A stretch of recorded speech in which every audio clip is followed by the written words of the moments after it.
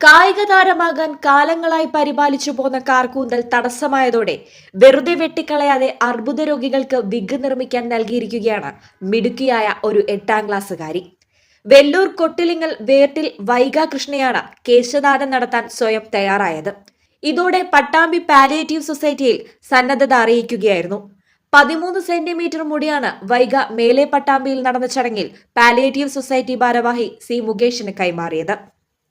ഏറ്റവും സന്തോഷകരമായ ഒരു ചടങ്ങിലാണ് ഇപ്പോൾ നടന്നത്.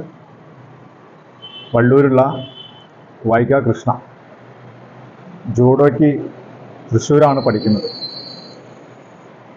അപ്പോൾ ഗെയിം വിഷയമായതുകൊണ്ട് തന്നെ തലമുടി അവർക്ക് കളിക്കുമ്പോൾ തടസ്സം ഉണ്ടാക്കുന്നുണ്ട്. മറ്റു കുട്ടികളൊക്കെ വെറുതെ വെട്ടിക്കളയുമ്പോൾ അവർക്ക് തോന്നി ഇത് ഒരു നല്ല കാര്യത്തിന് കൊടുക്കാൻ വേണ്ടി തീരുമാനിച്ചു.